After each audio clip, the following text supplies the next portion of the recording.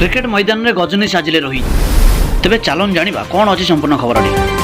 Team India New Zealand विपक्ष द्वितीय दिनिकिया match T निज नाम करने सहित सीरीज में 2-0 आगुआ। प्रथम भारतीय कप्तान रोहित शर्मा टॉस विन कर बोलिंग कर निष्पत्ति न्यूजीलैंड को बैटिंग करने आमंत्रण करते। भारत द्रुत बोलिंग सामने न्यूजीलैंड बैट्समैन मान तिष्टि पारि नथिले एवं निजर समस्त विकेट हराई 108 रन संग्रह कर ग्लेन फिलिप्स 36, मिचेल सैंटनर 27 और ब्रेसवेल 22 रन पाली सामिल थे। यार जवाब में भारतीय दल निजर 2 गोटी विकेट हराई 20.1 ओभर में निजर लक्ष्य धार्य कर मैच में भारत तरफ रोहित शर्मा 51, शुभमन गिल 40 और विराट कोहली 11 रन पाली खेली। ठीक से भाव में बोलिंग डिपार्टमेंट कथा देखा गले मोहम्मद शामी को 3 गोटी विकेट, वाशिंगटन सुंदर को 2 गोटी, हार्दिक पांड्या 2 गोटी विकेट मिलता बेले मोहम्मद सिराज और शार्दुल ठाकुर उभय गोटे लेखाएं विकेट निज नाम कर आम कही रखा चाहूँ टॉस समय किसी इंसिडेंट घटी जहाँ नहीं रोहित शर्मा बहु मात्रा ट्रोल होबार लगी। Toss time Rohit Sharma toss win करते प्रेसिडेंट प्रथम से बोलिंग करना बैटिंग करेंगे पचार यार उत्तर देवाई से 15 सेकेंड समय नहीं एपरिक भाविया लगी जहाँ नहीं फैंस मैंने बहु मात्रा ट्रोल कर लगी। बॉलीवुड मुवी गजनी सहित तुलना कर।